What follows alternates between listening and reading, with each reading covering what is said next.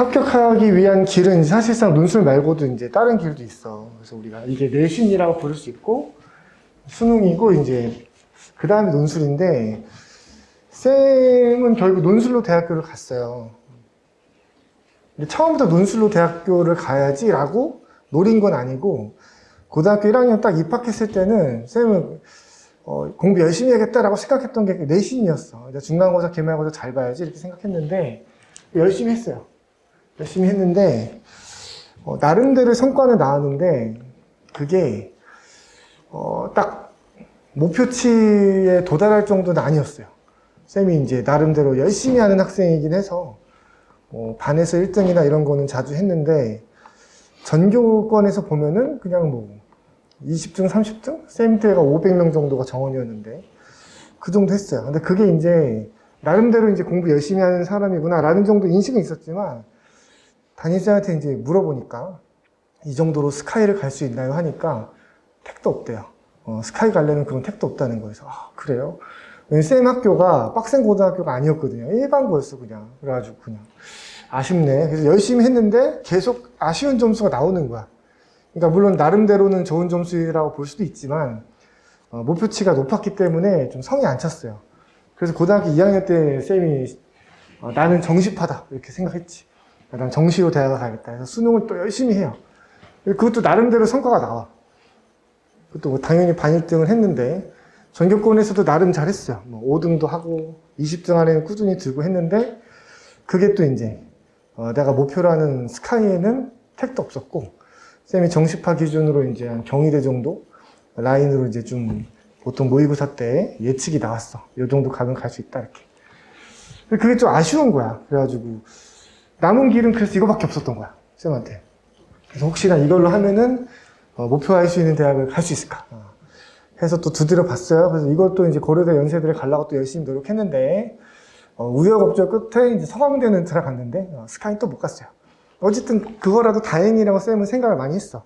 그래서 이 길이 없었으면 나 어떨 뻔했나 이런 생각을 좀 하고 그랬습니다. 이제 이 얘기를 먼저 하는 이유는 뭐냐면은 결국에 논술로 진입을 해서 논술로 붙어서 대학교를 잘 가는 친구들의 대다수는 쌤이랑 되게 비슷한 경로를 거쳐서 논술로 진입을 해요.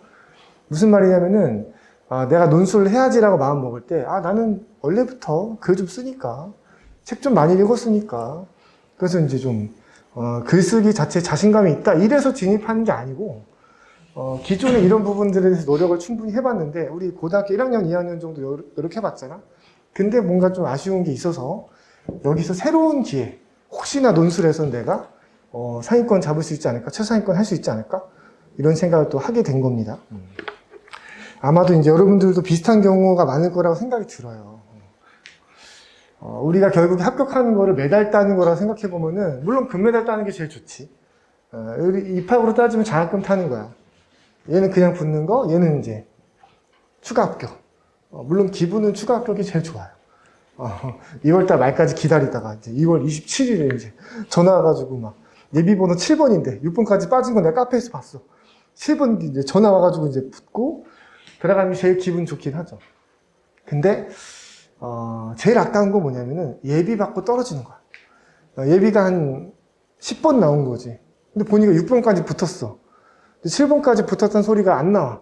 그래서 계속 기다리다가 이제 3월 1일이 된 이런 경우가 제일 안타깝죠. 근데 쌤 학생들 중에서도 사실 이런 경우들은 매년 많이 나옵니다. 사실 제일 좀 마음이 아픈 경우죠. 이런 얘기를 한 이유가 뭐냐면은 우리가 24시간도 한정돼 있고 1년이라는 시간도 한정돼 있어서 최선을 다한다고 해도 우리가 전략적으로 자원을 잘 배분하지 못하면은 열심히 해놓고 좀 아쉬운 결과가 나오는 경우도 가끔 있어요. 그래서 좀 극단적인 케이스를 먼저 얘기해 보자면은 어떤 학생이 논술을 너무 잘하는 거야. 그래서 왜 이렇게 잘하지? 싶을 정도 너무 잘해. 그래서 이제 보통 이런 케이스는 논술이 약간 목숨 거는 케이스라서 논술을 매우 열심히 해서 내신이나 수능에서는 조금 아쉬운 경우들이 보통이거든요. 그래서 친구한테 물어봤어. 최저는 잘 맞추고 있지? 이렇게 물어보니까 이 친구 하는 말이 자기가 모의고사 전교 1등이래. 어이가 없는 거야. 이제 이런 경우도 있어요. 그래서 이제 정시로도 충분히 이제 스카이를 노릴 수 있는 친구였어. 대박이지. 근데 논술도 이제 스카이 노릴 수 있는 친구인 거야. 거의 이제 슈퍼맨 수준이었어. 여학생이었는데 어쨌든. 그 학생은 결국에 있잖아. 뭘로 대학 가는 줄 알아? 학종으로 고려대를 갔어요. 어이가 없는 거지. 내신도 잘했던 거야. 그러니까 이런 경우는 좀 특이 케이스긴 해요. 근데 이 친구 보면서 쌤이 생각했던 게 뭐냐면은 너무 잘 갔지. 고대 갔으니까. 근데 마음 한켠에 이게 있어. 정시나 이제 교과 종합으로 몰빵했으면 논술까지 안 하고 결국 논술은 필요 없었거든, 이 친구한테. 이거 없어도 대학교 갔으니까. 정시로 몰빵했다면 서울대 그냥 갔을 텐데.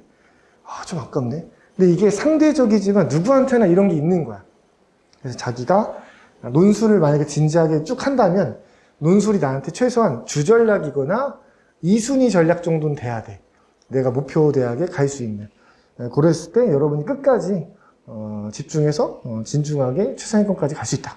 이런 말씀을 좀 드립니다. 그걸 위한 처음에 공부를 좀 할 거야. 논술이 기회 요인이 될지 한번 생각해 볼게요. 일단은 논술은 국영수랑은 이 준비 기간에서 좀 달라요. 우리가 이렇게 한번 생각해 볼게요. 올해 수능에서 이제 한 1년 뒤에 일이겠죠. 대충. 그때 국영수를 1등급 고정으로 찍는 친구가 있다고 쳐보자.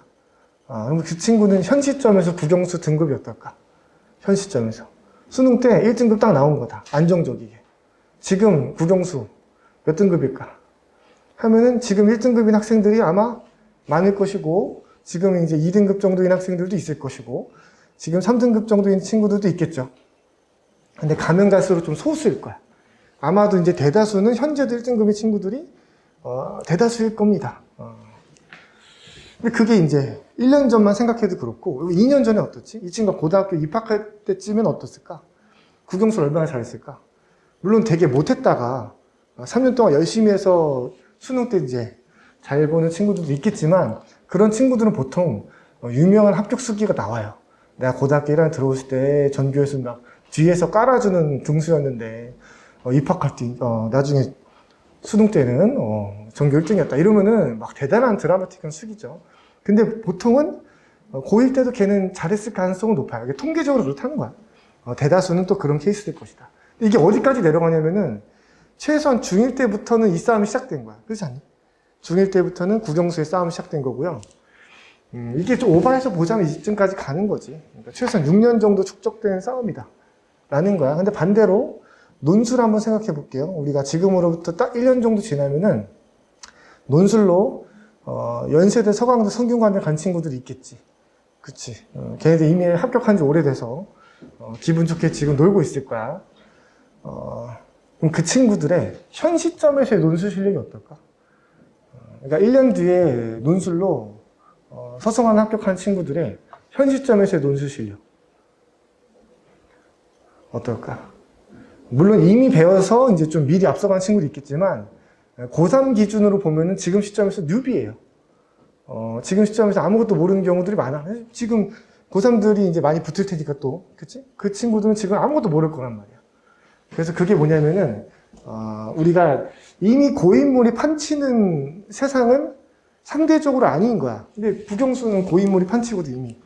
논술은 그거에 비해서는, 기회 요인이 있다. 내가 지금 진입해도 선두그룹을 차지할 그런 기회 요인이 충분히 있다는 거. 왜냐면 결과적으로 본질적으로 상대평가거든. 상대평가. 남들보다 잘하면 되는데 남들도 잘 못하는 경우가 많아, 지금은. 뭔지 알겠죠? 두 번째는 한방 승부가 아니다, 이런 얘기인데, 뭐, 최소한, 3번, 4번, 5번, 혹시 6번 정도까지 이제, 논술 시험 볼 기회가 있잖아. 근데 수능 같은 경우는 이제, 그날의 컨디션만 안 좋아도, 혹시 그날 좀 실수를 해도, 그날 한 방에 이제 좀, 절망적인 성과가 나오기도 하죠. 근데 6번 다 실수하지는 않더라. 라는 게 또 이제 우리가 관찰되는 결과들이에요. 이런 것도 좀 이제 안정성의 요인이 됩니다. 두 번째 이제 논술에서 중요한 것들만 간단히 보고 갈게요. 이게 여러분한테 또 기회 요인이 될 거야. 쌤 같은 경우도 정시파로 할 때도 제일 걸렸던 과목은 수학이에요. 나머진 그래도 잘하는 편이었는데 수학은 계속 내 발목을 잡았어. 그러니까 열심히 했는데 쉽지 않더라고. 그래서 그걸 빼고 보니까 3학년 맞추겠는 거야, 충분히. 그래서 이제 이걸로 이제 맞춰서 가야지. 쌤도 그렇게 생각했고 많은 친구들도 그래요. 논술로 진입할 때 제일 좋은 케이스가 뭐냐면은 여태까지 수능 공부를 되게 다 열심히 했는데 나머지는 다 1, 2등급 찍을 것 같은데 결국에 수학이 3등급 계속 나오네 혹은 4등급 계속 나오네 이런 케이스가 그거 제끼고 나면은 나머지를 맞추잖아. 그지? 아픈 손가락이 1개인 경우 2개인 경우 그래서 여기까지는 우리가 충분히 갈 대학이 너무 많다. 아픈 손가락이 1개 혹은 2개일 경우에는 갈 데가 너무 많고요. 그 다음에 이제 선생님 전 2개가 아니고 3개인데요. 이런 경우에는 물론 여기도 있지만 여기도 있어. 수능 최저 없는 경우도 있다. 물론 수능 최저가 없으면요. 수능 최저가 있는 경우보다 논술 경쟁이 빡셉니다. 이게 공짜가 없거든. 예를 들면 연세대 한양대는 뭐 당연한 거고 이건 최저가 있건 없건 다 명문대들이니까 되게 빡세겠죠. 근데 예를 들면 이제 여기 아주대, 인하대, 단국대, 가톨릭대, 경기대, 광운대 이런 경우가 예를 들면 단국대 붙는 게 여기 이제 최저 있는 경우보다 쉬울까 하면은 논술 경쟁으로 얘가 더 어렵다고 보는 게 맞아. 예를 들면 경희대랑 비교해 볼게.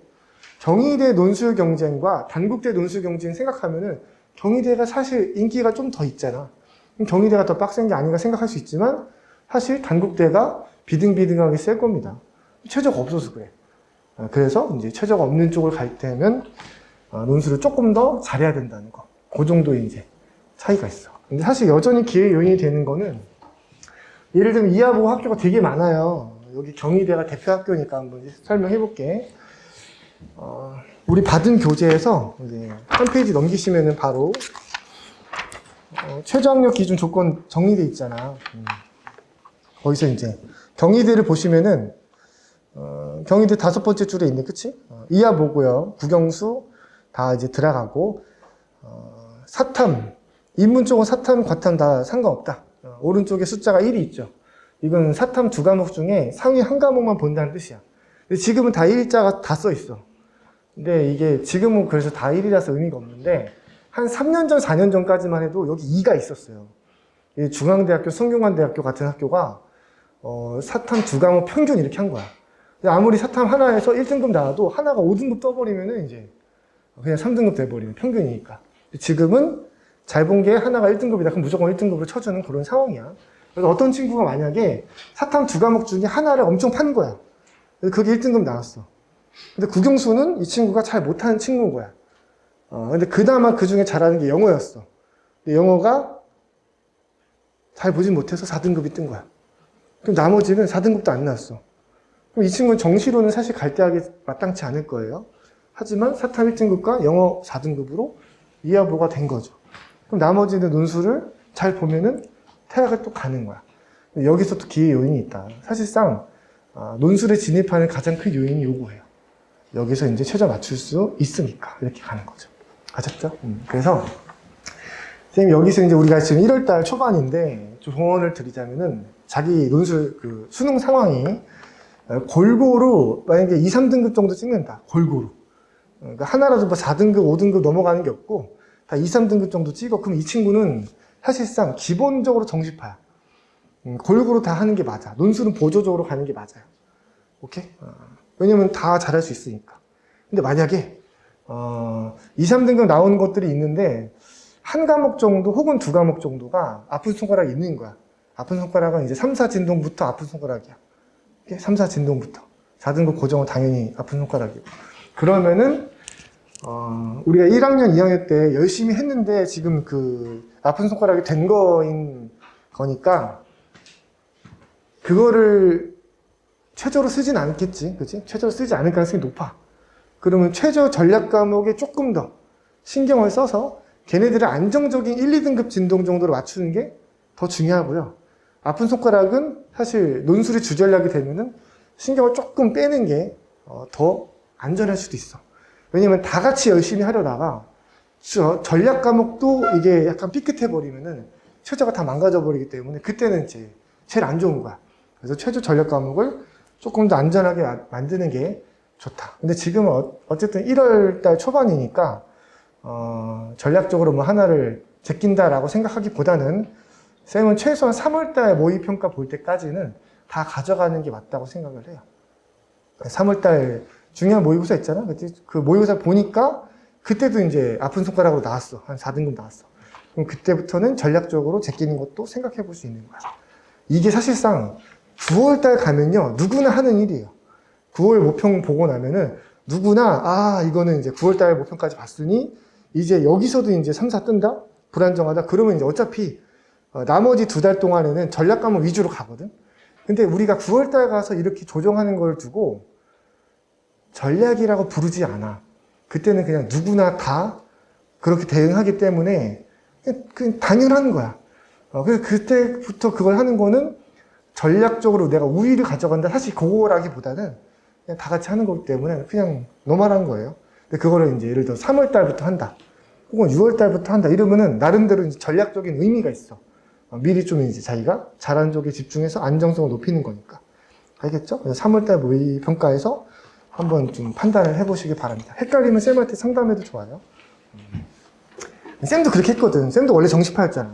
나중에 수학 제끼고 이제 나머지를 하고 이제 그런 식으로 또 전략을 짰고 다들 그렇게 했습니다. 사실상. 그 다음 내신인데요. 내신은 결론적으로 말씀드리면은 5등급 때까지는 별 걱정이 없어요. 왜냐면 못 지원할 학교가 없습니다. 이게 작년까지만 해도 이제 2023학년도까지만 해도 경희대학교는 쌤이 좀 조심스러웠어. 경희대는 사실상 5등급이 절대 못할 건 아니어도 사실 붙는 친구들이 되게 소수인 거야. 그러니까 1년에 한 3명, 4명? 이렇게 붙었던 거야. 그전 더 심했어. 한두 명. 근데 최근 작년까지는 이제 3, 4명. 이러니까 너무 조금이야. 그래서 이제 경희대 5등급은 웬만하면 쓰지 말고 4등급까지 써라. 이런 얘기를 쌤이 했거든요. 근데 올해부터는 어떻게 되냐면은 경희대가 일로 넘어왔네.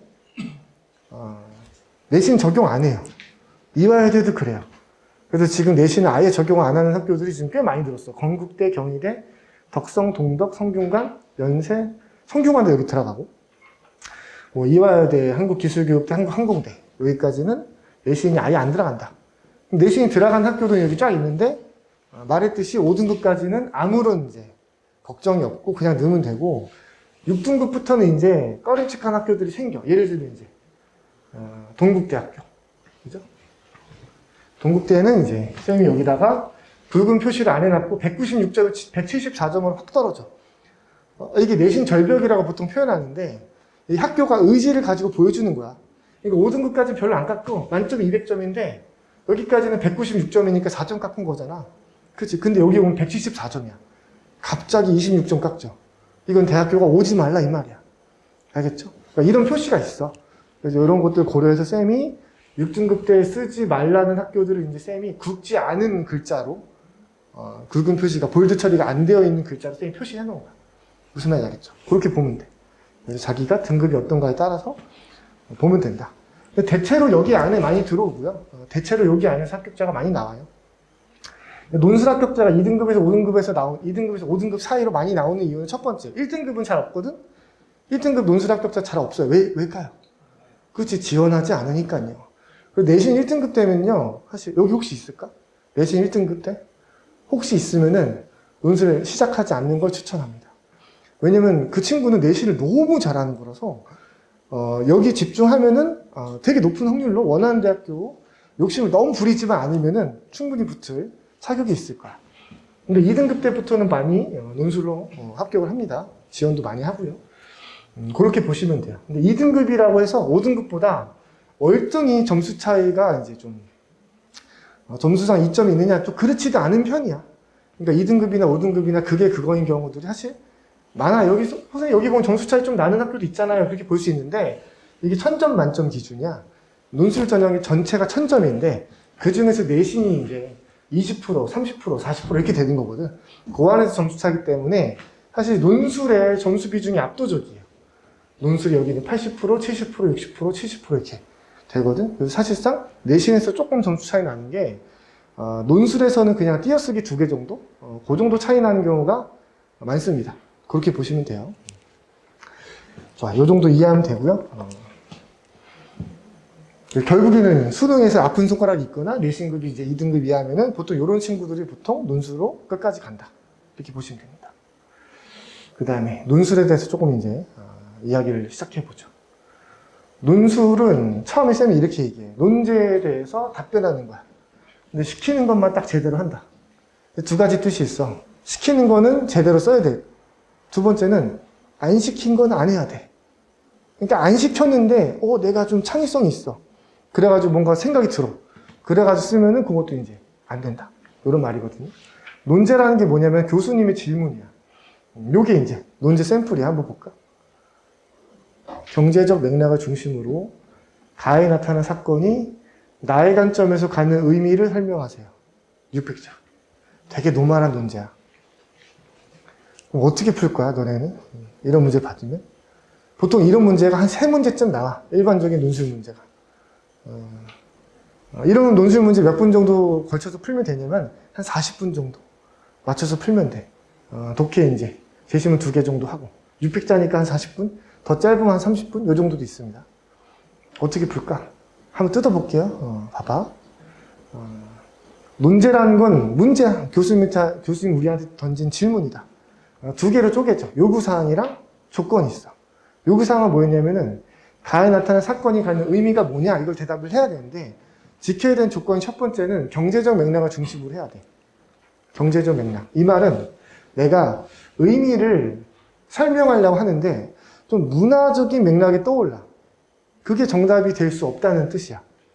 근데 문제를 약간 꼬아서 내다 보면은 사실 경제적 맥락뿐만 아니고 뭐 정치적, 문화적 이런 다른 맥락들도 정답으로 떠올릴 수 있는 문제를 일부러 내요. 함정 파는 거야. 그래 놓고 이제 조건에 맞는 것만 대답을 하는지 아니면 다른 것도 대답을 하는지 보는 거예요. 떨어뜨리려고. 그렇게 이제 함정을 파놓습니다. 두 번째는 이제 이게 더 중요한데 가해 사건이 갖는 의미를 설명하래. 근데 그게 나의 관점에서 해석되는 의미여야 된다. 즉 자기 나름대로의 주관적인 판단으로 의미를 뽑아내면 안 되고 재심은 나의 관점을 나의 가치관으로 받아들이고 나의 필터를 가지고 뽑아지는 의미만 서술을 해야 돼요. 굉장히 폐쇄적이야. 논술 문제는 기본적으로 자기의 주관을 물어보는 문제가 전혀 없습니다. 전혀 없어요. 그냥 자기 생각 쓰지 않는 거야. 오케이? 그래서 내가 평소에 뭐 생각이 많다. 그래서 책을 좀 많이 읽어서 아는 게 많다. 이거는 큰 의미를 가지지 않아요. 나중에 차차 또 설명해 드릴게. 그래서 결국에는 퍼즐 맞추기에 가까워. 논리 퍼즐 맞추기. 이렇게 보시면 돼요. 그 정답을 이제 상식적으로 이해되는 글로 완결되게 쓰면 된다. 이것도 차차 알아보도록 하죠. 합격하려면 이제 이건 뭐냐면은 논술에 합격하기 위해서 어떤 자질이나 적성이 필요한가 라는 것에 대한 얘기예요. 그러니까 한마디로 선생님 논술은 어떤 애들이 붙나요? 이거거든. 여러분 어떻게 생각해? 논술은 어떤 애들이 붙을까? 예를 들면 내신 최강자들은 어떤 특성이 엄청 강하죠? 내신 최강자들, 내신 전교 1등들. 다른 건 몰라도 성실성 하나만큼은 장난이 아닐 거야. 그쵸? 이것처럼 논술 어떨까? 논술은 성실성으로 결정될까? 물론 논술에도 성실성이 유의미한 영향을 미치겠죠? 근데 그거보다 더 중요한 게 있어. 뭘까? 한번 생각해 볼게. 의식적인 노력이라고 이제 쌤이 얘기하는데, 한번 생각해 보자고. A 학생이랑 B 학생이랑 한번 비교를 해볼 건데, 누가 붙을까 하는 거야. 그러니까 A 학생은 공부를 열심히 하는 학생일까라는 건데, 어때? A 학생 열심히 하는 학생인가? 봐봐. 쌤도 인간 강사다 보니까 내 강의를 듣는 친구들의 완강률을 쌤은 알고 있어. 그리고 이제 쌤 주변에 이제 인간 강사들 많을 거 아니야. 그래서 이제 쌤들끼리 이제 대화를 나눌 때 물어보고 하면은 완강률을 쌤이 이제 듣거든요. 어떨 것 같아? 완강률은 보통 몇 프로 정도 될까요? 이게 과목이랑 상관없이 되게 비슷해요. 몇 프로일까? 10%. 어때? 높을 것 같아? 낮을 것 같아? 10%보다. 사실 10%는 되게 낮은 거야. 100명이 이제 강의 시작해야지 열심히 공부해야지라고 이제 하고, 뭐 교재도 사고, 해서 이제 열심히 하는데, 끝까지 듣는 친구가 10명밖에 안 된다? 100명 중에?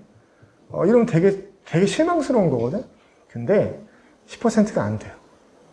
10%도 안 돼. 이제 한 8%, 7%? 뭐, 요렇게 나오는 경우들이 많아요. 이게 생각이면 그런 게 또 아니더라.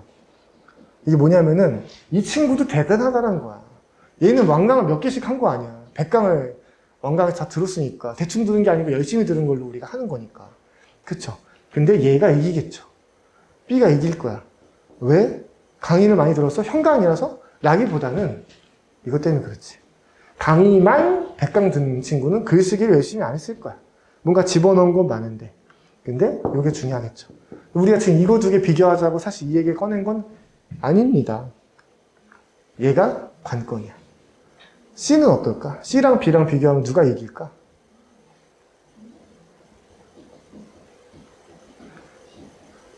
C가 이기는 거예요. 심지어 쌤이 단서를 달아줄게. 조건을 걸어볼게. B가 C보다 공부를 2배 더 많이 했어. 2배 더 열심히 노력한 거야. 공부량이 2배가 더 많아요, B가. 이건 사실 어마어마한 차이야. 여러분 하루에 공부 몇 시간 하니? 고3으로서? 몇 시간 정도 하니? 각자 이제 뭐 정확히 측정 안 하더라도 대충 10시간은 넘은 경우가 많을 거예요. 10시간 넘게 하죠. 뭐 강의 듣는 거 포함해서, 그치? 어떤 친구는 막 15시간 이렇게 하는 경우도 있고. 대단한 거지. 이건 약간 갓길로 넘어가서 TMI로 혹시 사법고시 예전에 있었는데 지금 폐지됐지만 사법고시가 우리나라에서 제일 어려운 시험 중에 하나였는데요. 사법고시 합격자들의 평균 공부 시간은 하루에 몇 시간 정도일까? 사법고시 합격자들의 평균적인 공부 시간. 쌤이 이거 어떻게 하냐면은 쌤이 그 고등학생 또 재수생 이럴 때 다니던 독서실이 있었어. 쌤이 이제 마두역이라는 그 일산에 있는 거기 주변에 독서실 다녔는데 거기가 사법연수원이 있는 곳이야. 사법고시 합격자들이 이제 연수받는 곳이거든. 그거 바로 옆에 독서실이 있었는데 쌤이 여기 다녔어. 그래가지고 독서실 그 이용자들의 50%는 연수생, 그 40%는 사법고시생, 그리고 10% 기타 등등의 쌤 같은 학생들이 있고 이런 독서실에서 좀 독특했지. 그러다가 어떤 형이랑 친해졌어. 같은 옆자리 쓰는 형이 사법 연수생이었는데 우연히 친해져가지고 쌤이 그 형한테 이제 들은 정보들이에요. 그 형이 이제 얘기를 해주는 거야.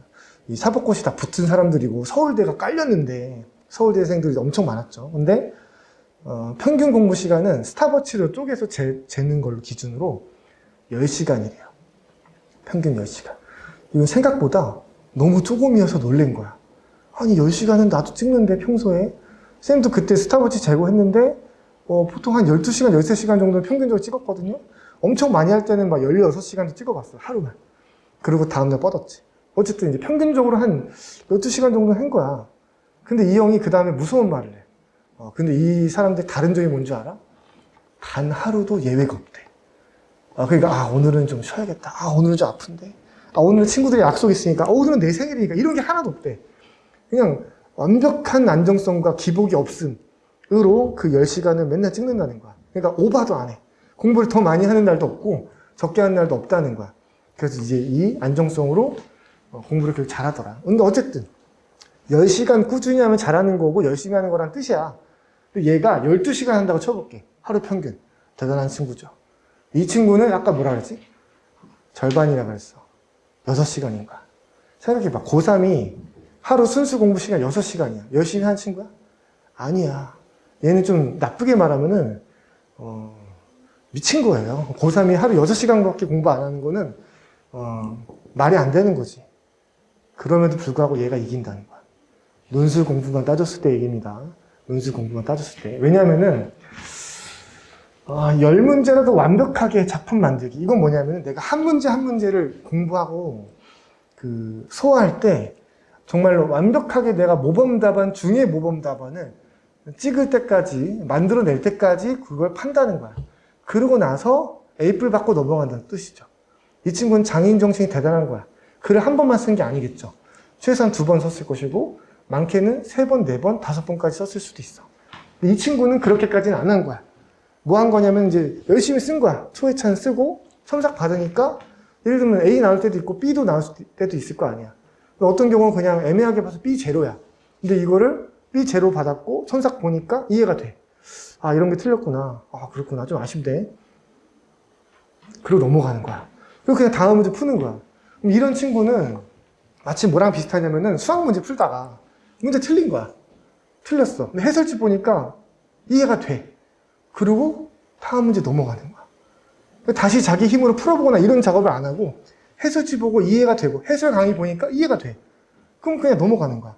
그럼 이 친구는 수학을 잘할 가능성이 좀 낮겠죠. 논술도 똑같아. 논술은 그래서 이 공부를 하는 이 속성에서는 국어보다는 수학이랑 상당히 가까운 그런 시험이라고 볼 수 있습니다. 사탐보다 수학이 더 가까워. 실제 이것도 있다.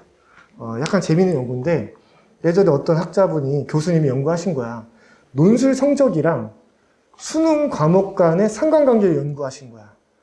대표적으로 여러분이 궁금할 만한 게 국어랑 얼마나 상관이 있을까? 수학이랑 얼마나 상관이 있을까? 이런 거거든.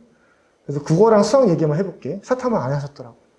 그래서 보통 국어랑 연관성이 높다고 생각해요. 국어 1등급이면 논술 잘하겠지. 이런 거야. 근데 국어와의 상관관계는 없음으로 드러났어. 그러니까 국어 잘하는 거랑 논술 잘하는 거랑 상관이 없다고 나타나는 거야. 실제 통계적으로. 근데 수학은 상관관계가 있었어요. 수학을 잘하는 친구들은 논술도 일반적으로 잘했어. 수학을 못하는 친구들은 아니었던 거야. 그러면 또 걱정할 수 있지. 선생님 수학 못하는데 나는 어떡하지? 걱정 마세요. 쌤도 수학 못했어요. 지금도 잘 못해요. 그래서 이건 통계적으로 그런 거야. 근데 이게 무슨 뜻이냐면은 수학을 잘하기 위한 그런 작업 과정 같은 게 있죠. 논술에도 비슷하다는 거야. 그러니까 여러분은 틀렸으면은 당연히 합격 점수, 틀렸다는 건 합격이 안 됐다는 거야. B도 틀린 거야. 합격할 수 없거든요. 그래서 내가 합격할 수 있을 때까지 잘 고쳐보고 넘어가면 된다. 문제를 맞추더라도 내가 해설지 꼼꼼하게 공부하듯이 맞춘 문제, 잘 푼 문제도 꼼꼼하게 공부하고 넘어가는 게 중요해. 그걸 쌤은 장인정신이라고 부를 거야. 정교한 교정, 장인정신. 여러분이 만약에 장인정신이 원래 투철한 학생이다. 그럼 논술로 합격하기가 사실 쉬울 거예요. 잘 맞아, 자기랑. 근데 만약에 자기가 장인정신이랑 거리가 먼 친구다. 그러면은 장인정신을 논술하면서 길러내지 못하면 합격하지 못할 가능성이 높아. 그래서 내가 장인정신이 꼭 필요하거나. 그 말은 그건 뭐야?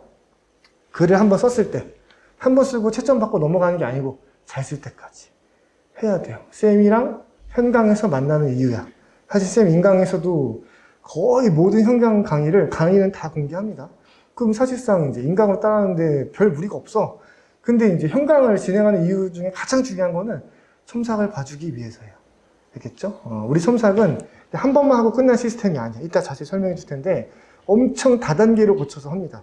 이거를 잘 견뎌내면 되는 거야. 그때 장인정신이 필요하다는 거. 이렇게 좋아요. 논술은 이제 우리가 아까 논제 하나 봤잖아. 논제 분석을 먼저 하고요. 그거에 기반해서 독해를 하고요. 제시문 독해. 그럼 독해까지 하면은 정답이 뭔지 찾을 수 있게 돼. 이게 정답이구나. 여기서 끝나는 게 아니고 이걸 어떻게 써야 될지 개요를 설계하게 돼. 그 다음에 실제 원고지 쓰는 거야. 한 문제를 풀더라도 꽤나 복잡합니다. 그래서 이거를 이 단계 중에 만약에 있잖아. 자기가 한 군데서라도 뭔가 삐걱거림이나 좀 개념이 있으면은 중간에 이제 멈춰 있는 거야. 로딩 중인 거야. 그럼 결국에 끝까지 실전의 글을 완성도 있게 써낼 수가 없는 상태가 돼요. 근데 보통은 논술의 훈련이라고 하는 게 이렇게 모의고사를 먼저 딱 주는 그런 식이 많아. 일단 먼저 한번 문제 풀어보려면 이렇게 되는 거야. 그럼 아이들은 이 아까 봤던 그 5단계 중에 한 군데서라도 이제 삐걱거리 있으면 이제 문제 풀기가 힘들거든? 근데 그냥 무작정 하는 거야. 그런 상태로 이제 해설 강의 듣는 걸로 반복하면은 사실은 좋지 않죠. 쌤도 사실 논술 강사 지금 오랫동안 했지만 예전에는 이제 꼼꼼히 했을 때는 이렇게 진행하는 수많은 논술 학원 안에서도 강의를 한 적이 있는데 항상 아쉬움이 있었어. 왜냐면은 이때 첨삭을 해주는데 한 10분 정도 불러가지고 잠깐씩 얘기해 주는 거야. 근데 그때 이제 좀 매번 아쉬웠던 게 얘기를 많이 해주고 싶은데 많이 해주면 아이들이 좋아하는데 싫어해요. 좋아하는 건 이제 되게 좀 디테일하게 얘기해 주니까 좋은데 이게 지금 모의고사 보는 중에 끌려 나온 거거든. 그럼 이제 모의고사 보는데 시간이 촉박하잖아. 내가 말을 길게 떠들고 있으면은 자기가 선생님 이제 들어가서 시험 빨리 봐야 돼요. 이러니까 이제 첨삭을 많이 해주기도 어려운 그런 구조야. 근데 이게 쌤이 지금 비판적으로 얘기하는 이유는 뭐냐면요. 이 구조는 재첨삭이 사실상 불가능해. 그러니까 이거 하나 하는 것도 벅찬데 선생님 제가 다시 써왔는데요. 이것도 한번 봐주세요. 이게 쉽지가 않은 거야. 쌤이 이거는 재첨삭의 핵심인데 이걸 하기 위한 구조를 내가 만들어야지 생각해서 지금 바꾼 거예요. 그래서 우리들 요 단계별로 쭉 가고 첨삭도 이제 개별적으로 할 거고요. 첨삭 강의라는 시간도 있어. 첨삭 강의는 우리가 다음 주부터 바로 할 건데 쌤이랑 같이 하나의 글을 잡고 첨삭을 해볼 거야. 우리가 저번에 풀어봤던 글이 요건데 이걸 같이 한번 첨삭해보자. 그 다음에 쌤이 그걸 첨삭해주고 나머지 글이나 첨삭지는 또 여러분한테 교재로 줄 거야. 그런 거 충분히 공부하고 이제 소화를 하면 됩니다. 그래서 우리 첨삭 단계가 이렇게 돼요. 문제풀이 중에 쌤이 첨삭을 해줄 거야. 하나하나 이제 단계적으로 이거 한번 풀어봐. 제시문 가 읽어봐. 다 읽고 정리한 친구는 손 드세요. 쌤이 가서 봐줄 거야. 보고 이제 쌤이 조금 잘했으면은 잘했네. 이제 좀 쉬고 있어. 혹은 조금 아쉬운 게 있으면 이거 좀 고쳐버려. 해놓고 이제 돌아가. 그러면서 쭉 가고 그 다음에 이제 우리가 문제를 이렇게 다 풀면은 여러분은 복습을 할 거야. 수업 끝나고 집에서 혹은 독서실에서 복습할 거야. 그래서 문제 완성해서 글을 내고 첨삭 받을 거야. 이건 서면 첨삭으로 주고 받을 거야. 그 다음에 이제 질의응답 하겠죠? 내가 첨삭 받은 것에 대해서 조금이라도 조금 이제 아쉬웠거나 이해가 안 되거나 그러면은 질문을 해서 우리가 처리를 할 거야. 그 다음에 다음 주에 오면 수업 시간에 첫 시간에 첨삭 강의를 할 거야. 아까 말했지만 첨삭 너네가 먼저 해보고 쌤이 해주는 방식으로. 그 다음에 다른 친구들의 잘 쓴 글 첨삭지 혹은 이제 실수가 많은 첨삭지 그런 것들은 이제 우리가 여러분 교재로 줄 거야. 그러고 나면은 우리 봐봐. 한 문제에 대해서 한 번, 두 번, 여러 번 했죠. 요즘까지 소화했으면은 이 문제에 대해서 거의 완벽하게 이해하고 있어요. 그 상태에서 뭘 할 거냐면은 제작성 할 거야. 다시 한번 써보는 거야. 그러면 완벽하게 쓸 수 있어.